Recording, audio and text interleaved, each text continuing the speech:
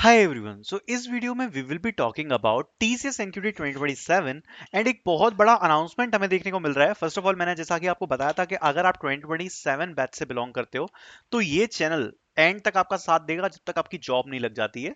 आप अपने सीनियर्स से पूछना, आज भी वो लोग इस चैनल को देखते हैं, केवल इसी उम्मीद से ही देखते हैं कि जॉब रिलेटेड जितनी भी इंफॉर्मेशन है वो इस चैनल पर आपको देखने को मिलेगी।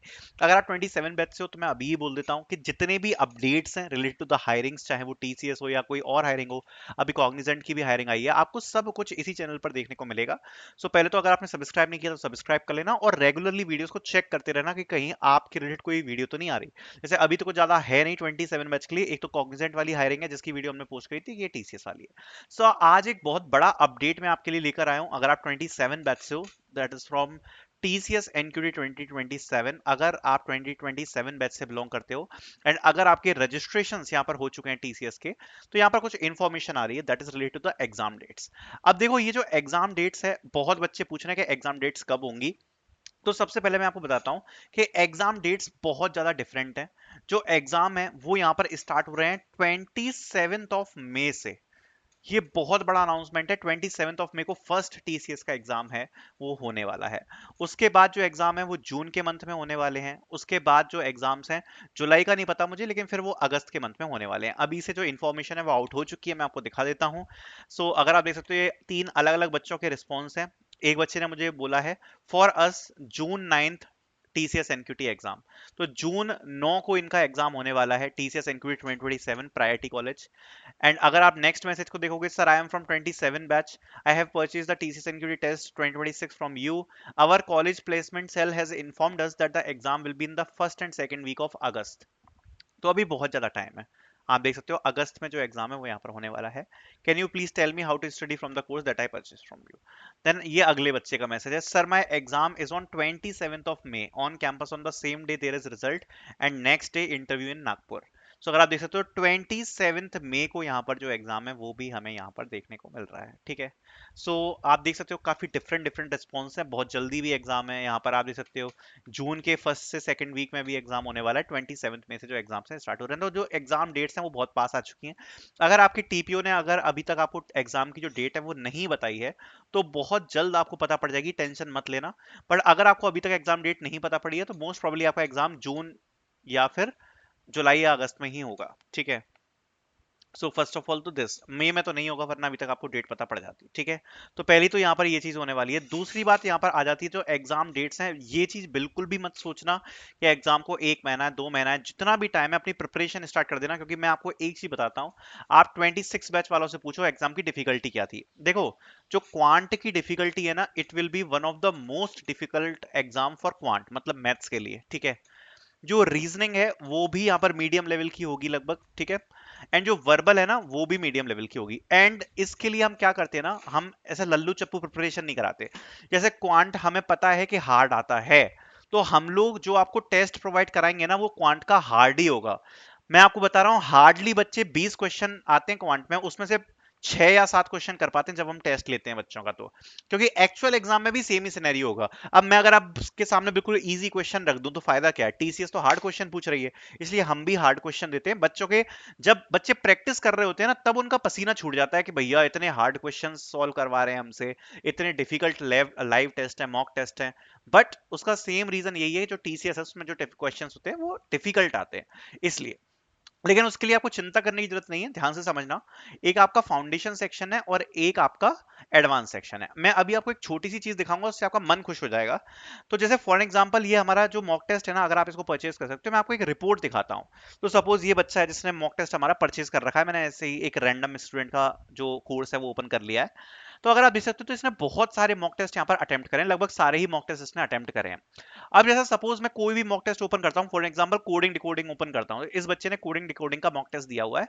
अब आप एक बार इंफॉर्मेशन देखना, ये टेस्ट आपको कैसे हेल्प करेगा। सबसे पहले तो आप यहाँ पर देख पाओगे कि आपका स्कोर क्या आ रहा है। तो अगर आप देख सकते हो, इस बच्चे का स्कोर आ रहा है 15 में से 7 मार्क्स। अब इसमें रैंक क्या आ रही है, 92। ये भी आपको बताएगा ये कि आपकी रैंक क्या आ रही है, कितना आपने स्कोर किया है, प्लस कितने क्वेश्चन आपने करेक्ट करे हैं, कितने अनआंसर्ड हैं, कितने इनकरेक्ट किए हैं, कितना टाइम आपने लिया है। प्लस आप जैसे ही नीचे स्क्रॉल करोगे तो आपको यहाँ पर एक सबसे इंपॉर्टेंट चीज दिखाएगा कि किसी भी क्वेश्चन में आपने कितना टाइम लिया है, और एक एवरेज स्टूडेंट ने कितना टाइम लिया है। प्लस अगर आपको क्वेश्चंस के सॉल्यूशन देखने हैं तो यहाँ पर व्यू सॉल्यूशन का ऑप्शन आता है, आप इस पे क्लिक करोगे तो आप देख सकते हो ये आ गया question, if snow is coded as 7100 then wall will be coded as. ये फर्स्ट क्वेश्चन है और इसका आंसर यहाँ पे दिया हुआ है। ये सेकंड क्वेश्चन है, इसका आंसर यहाँ पर दिया हुआ है। ये थर्ड क्वेश्चन है, इसका आंसर दिया है। फोर्थ क्वेश्चन है, इसका आंसर दिया है।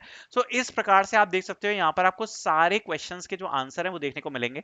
इसमें आपको easy question, medium question, difficult question सब देखने को मिलेंगे। तो इस प्रकार से जो हमारी मॉक टेस्ट सीरीज है वर्क करती है। अभी अगर आप चाहो तो इसको परचेज कर सकते हो, अगर आपके एग्जाम में टाइम भी है तो आप यहाँ पर डेली टेस्ट फॉर प्रैक्टिस से आप स्टार्ट कर सकते हो। ये जो डेली टेस्ट है ये टीसीएस को मद्देनजर रखते हुए नहीं है, ये आपके प्रैक्टिस कराने के लिए, कंसिस्टेंसी बिल्ड करने के लिए है।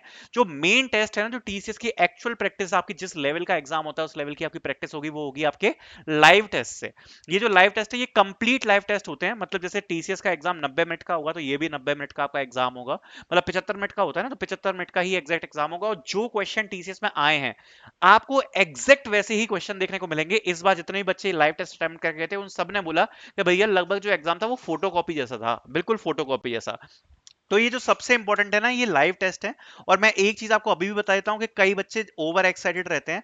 अगर आप कोर्स को परचेज कर रहे हो, बहुत सारे बच्चे परचेज करेंगे, तो अगर आप कोर्स को परचेज कर रहे हो तो व्हाट्सएप ग्रुप को ज्वाइन कर लेना, जो व्हाट्सएप ग्रुप की लिंक दी है कोर्स की, ठीक है, बहुत ध्यान से। ठीक है, व्हाट्सएप ग्रुप की लिंक आपको सबसे पहले मिल जाएगी और उस पे जो इंस्ट्रक्शंस दिए जाएं उसी हिसाब से टेस्ट को सॉल्व करना। क्योंकि जो लाइव टेस्ट है ना, लाइव टेस्ट उनमें केवल एक ही अटेम्प्ट अलाउड रहता है, याद रखना। और ये आपको देने हैं कब, जब आपका एक्चुअल एग्जाम आएगा उसके पहले। अभी आप प्रैक्टिस के लिए डेली टेस्ट दे सकते हो और प्रैक्टिस सेट्स दे सकते हो, ये आप दे सकते हो। जैसे मैंने आपको बताई बहुत सारे क्वेश्चन है, लगभग प्रैक्टिस के लिए 1000+ क्वेश्चन हमने डाल रखे हैं।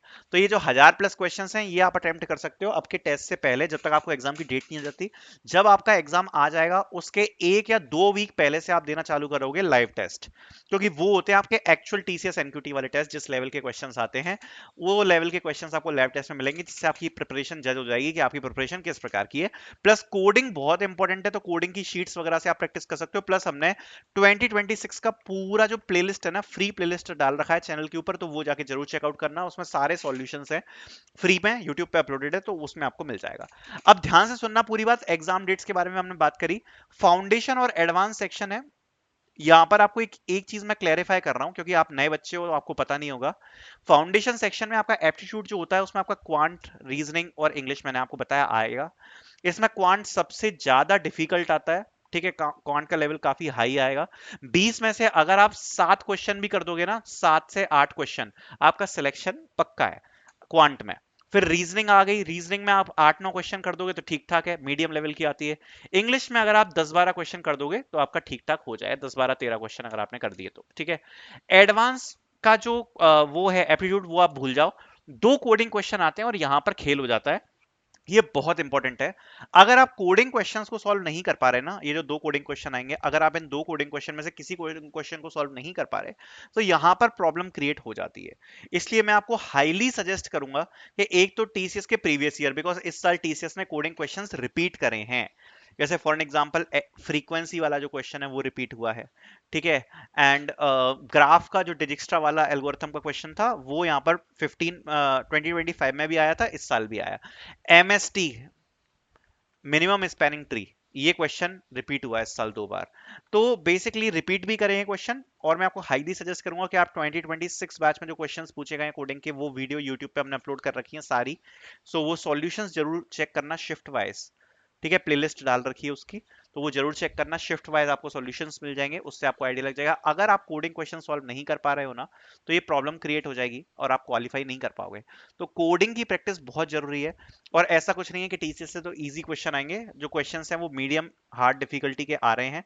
टोटली लक पे डिपेंड करता है। इस बार काफी सारी शिफ्ट्स में इजी क्वेश्चन भी देखने को मिला, एक इजी क्वेश्चन, बट काफी शिफ्ट में दोनों क्वेश्चन हार्ड भी देखने को मिले हैं। तो अपनी प्रैक्टिस हमें पूरी रखनी है। सबसे पहले आप बेसिक्स जो होते हैं, like arrays, strings, numbers related जो क्वेश्चंस हैं, कन्वर्जन रिलेटेड जो क्वेश्चन है, ठीक है, कन्वर्जन रिलेटेड जो क्वेश्चंस होते हैं वो सब हो गए आपके, ठीक है। और आपके हैश मैप वगैरह के क्वेश्चंस हो गए, हैश सेट वगैरह के, ठीक है। एंड एरेज हो गया, स्ट्रिंग्स हो गया, नंबर्स हो गया, कन्वर्जन्स हो गया, एंड ये हो गया हैश मैप, हैश सेट। पहले इतना आप कंप्लीट करो, फिर आप करना रिकर्जन, ठीक है, एंड डीपी और ग्राफ। डीपी और ग्राफ के जो स्टैंडर्ड क्वेश्चन है वो कर सकते हो आप, स्टैंडर्ड ही क्वेश्चन आते हैं, कोई बहुत ज्यादा डिफिकल्ट क्वेश्चन नहीं आते, ठीक है। बट ये टॉपिक से डिफिकल्ट भी क्वेश्चन आ सकते हैं, तो काफी प्रैक्टिस की क्वेश्चन आपको यहाँ पर करनी पड़ेगी, ठीक है। So exam dates are finally out, जैसा मैंने आपको बताया एग्जाम्स 27 मई से स्टार्ट हो रहे हैं। डिपेंडिंग अपॉन टीपीओ, आप अपने टीपीओ से पूछना, सबके एग्जाम डेट्स अलग अलग होंगी, बट जितनी इंफॉर्मेशन अभी आई है वो मैंने आपको बता दी है। Thank you so much for watching.